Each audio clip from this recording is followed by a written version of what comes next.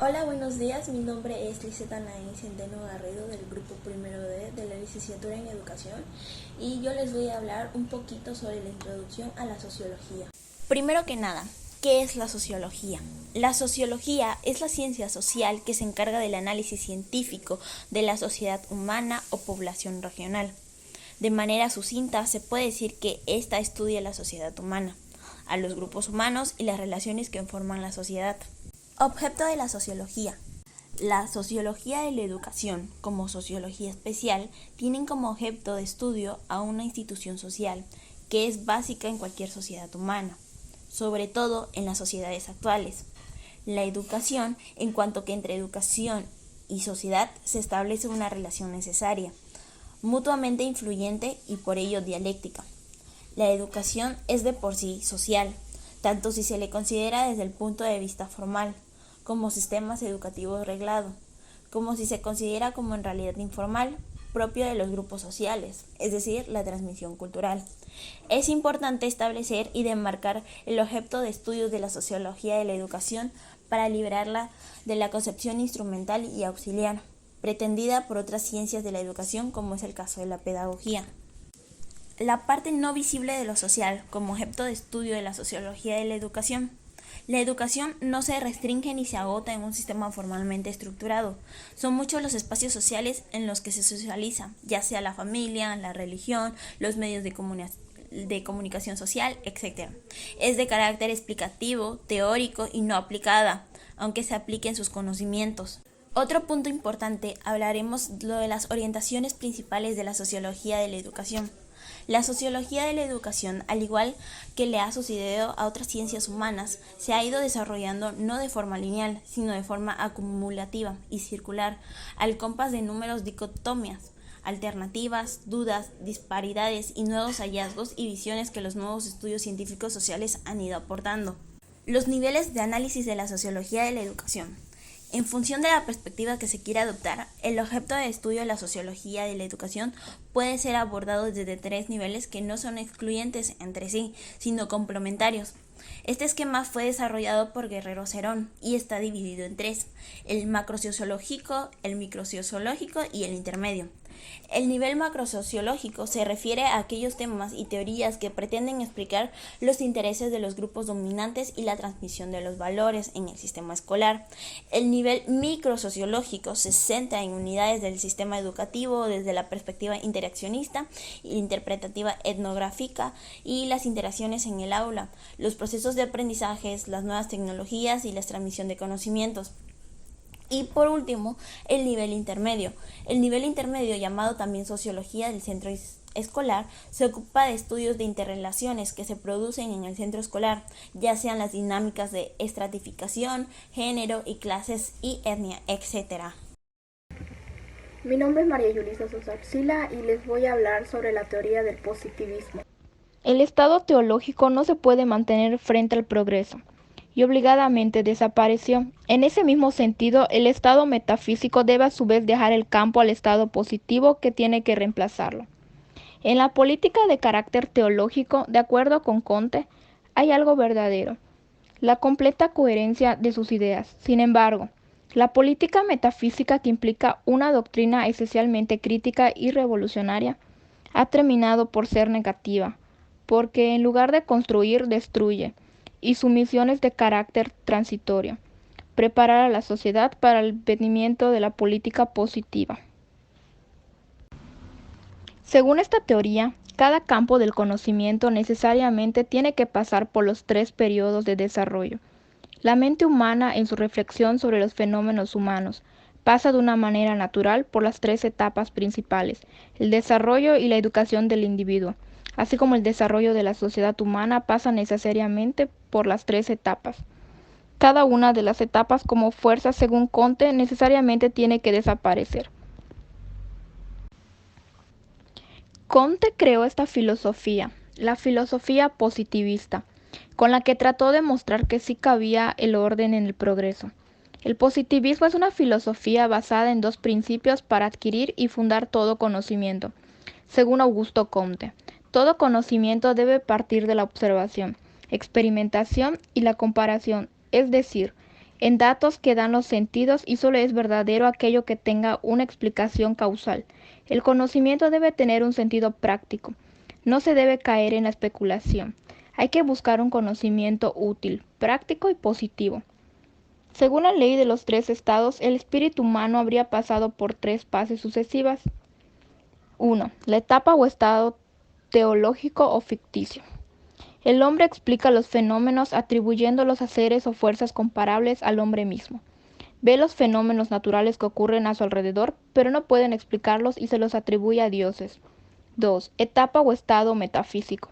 El hombre invoca entidades abstractas como la naturaleza, aún no puede explicar los fenómenos que ocurren a su alrededor. 3. Etapa o estado científico. El hombre se limita a observar los fenómenos.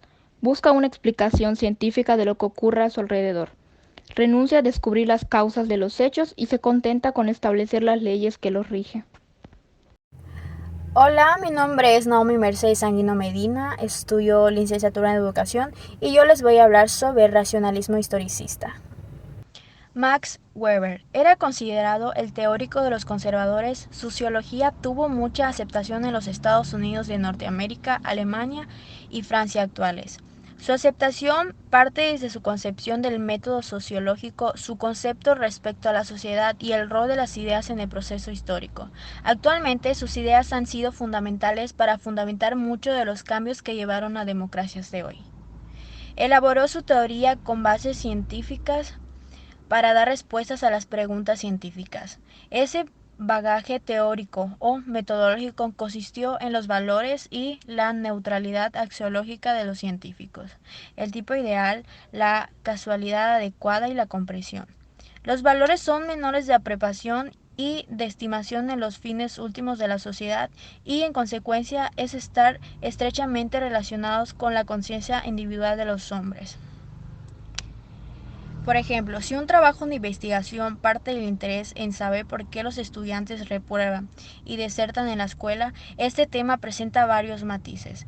Sin embargo, el delimitarlo, esta situación no permite dudas, porque en la delimitación estableceremos a qué clase de estudiantes nos referimos, al tipo de escuela, grado escolar, etc. Rocío Segovia y a mí me tocó explicar la teoría del funcionalismo clásico. Soy estudiante de la licenciatura en educación del primer grado D. El funcionalismo clásico es caracterizado por el utilitarismo otorgado a las acciones que deben sostener el orden establecido en las sociedades. Es una corriente teórica surgida en Inglaterra en el año 1930 en las ciencias sociales y especialmente en la sociología. Esta teoría está asociada a Emile Durkheim. El funcionalismo se caracteriza por un enfoque empirista que presupone las ventajas del trabajo en el campo. La escuela propone una serie de teorías concretas con continuidad basadas en distintas disciplinas: la teoría hipodérmica, la teoría de los efectos limitados, la teoría matemática de la comunicación y otros enfoques más particulares. Son esquemas de acción cuyo objetivo es construir un proyecto integrador que aporte conocimientos sobre cómo debe funcionar la comunicación social. Bajo esta mirada, las instituciones sociales serían medios colectivamente desarrollados para la satisfacción de las necesidades biológicas y culturales. Lo define, por lo tanto, por el cumplimiento de una función social y no, como se hacía generalmente, por las circunstancias históricas de su desarrollo. Enfatiza, por lo tanto, las medidas que las instituciones toman para alcanzar los fines socialmente valorados. En la escuela funcionalista americana, basada sobre todo en la obra de Talcott Parsons, se pone un énfasis particular en el mantenimiento de la estabilidad social. Voy a hablar acerca de lo que es la teoría marxista. Bueno, para empezar a hablar de la teoría marxista, hay que saber que Karl Marx fue un pensador de origen alemán. Nació en Trèves, Prusia Occidental, en 1818 y murió en Londres en 1883. Este personaje fue considerado el padre del socialismo. Él se educó en un ambiente liberal y democrático opuesto al régimen prusiano. Estudió en Berlín, donde su interés por la filosofía lo llevó a dedicarse a ella y abandonó el derecho. Se apasionó por Hegel, el filósofo, en Prusia, pero adoptó una postura crítica frente a su pensamiento. Realizó su tesis doctoral en la Universidad de Jena, donde se tituló en el periodo especulativo. Formó parte de la redacción de la Gaceta Renana, un periódico diario de la oposición liberal en la zona de Alemania. A causa de la censura, lo obligaron a abandonar el periódico. Se emigró a París, donde entra en contacto con grupos revolucionarios, socialistas y comunistas. Inició una amistad con Engels, quien fue su colaborador inseparable. También creó su propia teoría, siempre en colaboración con Engels. En su periodo revolucionario, al producirse la Revolución de 1848, es expulsado de Bruselas y va a París, donde conoce la Liga de los Justos, quien después pasaría a ser la Liga de los Comunistas. Se estableció en Londres, donde vivió hasta su muerte. Este personaje hizo obras durante su época. Algunas de las más importantes fueron la lucha de clases en Francia, El Capital, la guerra civil en Francia, contribución a la crítica de la política económica y el ensayo sobre el golpe de Estado en Francia, entre otras. También aportó un modo radical de entender la sociedad. Su teoría está sustentada en la lucha de las clases sociales. Esta se considera el motor de la historia, en base a la cual su aspiración es justamente la desaparición de las clases sociales. Marx parte de la teoría económica y por eso hay quienes no lo consideran uno de los padres fundadores de la sociología. Pero justamente al partir de la economía, esta la sitúa en la sociología por considerar que la sociedad moderna actual no es inconmovible sino susceptible de cambios y sujeto a un proceso constante de transformación. Es decir, su análisis social, aunque de fundamento económico, es hacer un sociólogo. Realizó dos aportes fundamentales a la sociología. Primera, centra la atención en problemas concretos de la época: el proletario, la burguesía, el auge del capitalismo, la marginación y la pobreza, que ayudan a pensar algunas de las cuestiones fundamentales de la sociología. También planteó un enfoque alternativo para estudiar los problemas señalados, basados en el materialismo metodológico, entendido como el carácter determinante de las relaciones materiales de la vida, que entran necesariamente los protagonistas de cualquier momento histórico y el específico dinamismo de los hechos sociales. El análisis dialéctico dinámico que Marx hace de la sociedad destacan dos características. Primero es el cambio social, no tiene lugar por una relación unidireccional de causa-efecto entre las partes del mundo social. El método dialéctico se observa la bidireccionalidad de la influencia que las partes ejercen entre sí, por lo tanto, el dinamismo de los cambios. También Marx elaboró su teoría de valor-trabajo, de acuerdo con la cual las ganancias de los capitalistas se basaba en la explotación de los trabajadores, puesto que recibían un salario menor del valor de lo que producían en su trabajo. También ofreció una teoría de la sociedad capitalista fundamentada en su imagen de la naturaleza básica de los humanos. Creía que las personas eran esencialmente productivas y que para sobrevivir necesitaban trabajar en y para la naturaleza. Según Marx, el capitalismo es una estructura que rompe, pone barreras y divide, diciendo incluso el individuo mismo. Según Marx, el individuo considerado como trabajador desde el punto de vista capitalista no es una persona en sí misma, sino una mano de obra que puede representarse en su equivalente económico. La teoría marxista dio lugar al rechazo y gran parte de la teoría sociológica se creó en oposición a ella, pero en las dos últimas décadas esta situación ha cambiado. El rechazo venía también porque veían a Marx antes como un economista que sociólogo y rechazaban también el hecho de que su interés de estudio fuera el carácter opresivo del sistema capitalista y no los desórdenes sociales, así como su afán por destruir el sistema y provocar la revolución.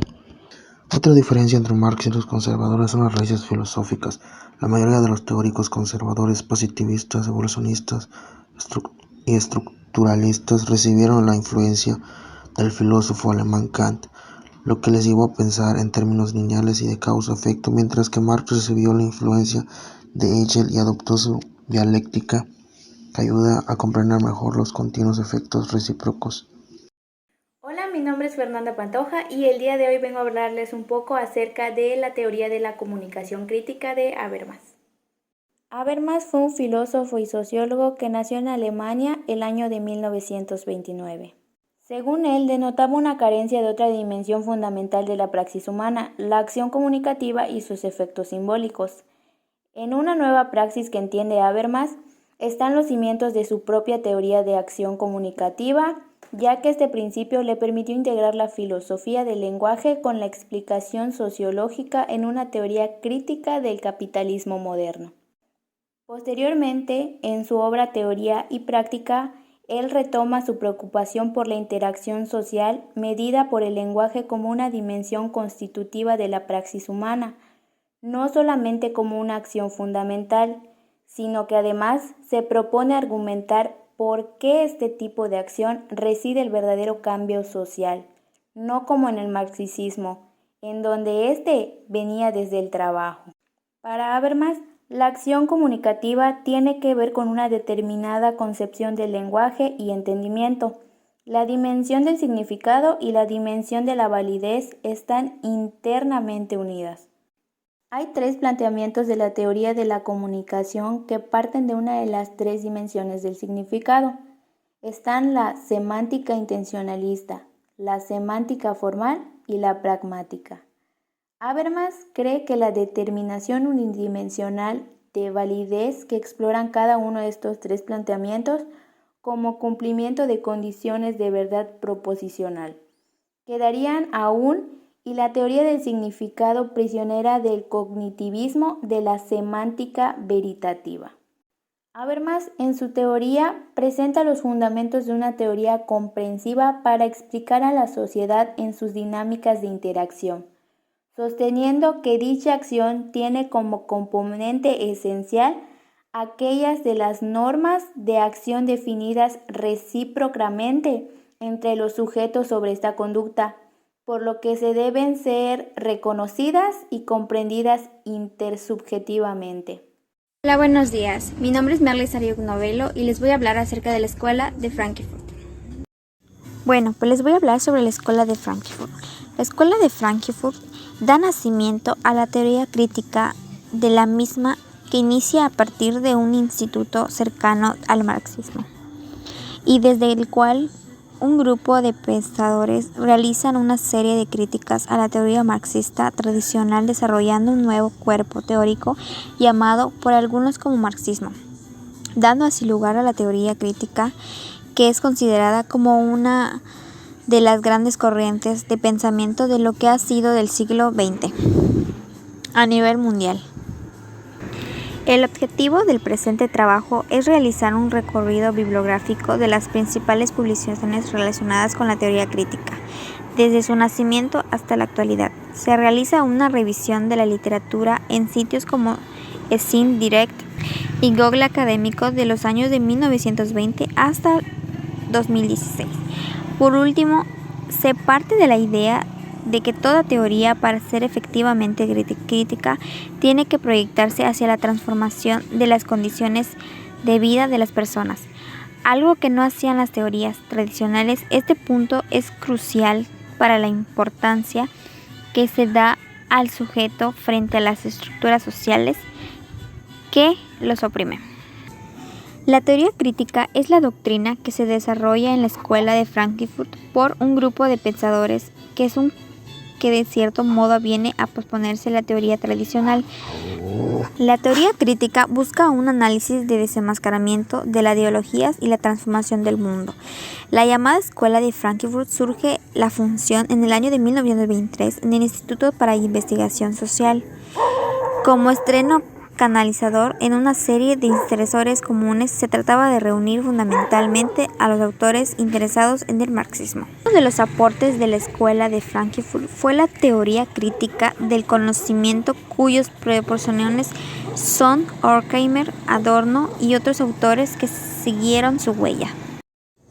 La designación de la Escuela de Frankfurt reúne la producción de una serie de pensadores que iniciaron sus estudios en el entorno de la teoría marxista para después hacer una reflexión crítica sobre las asociaciones industrializadas.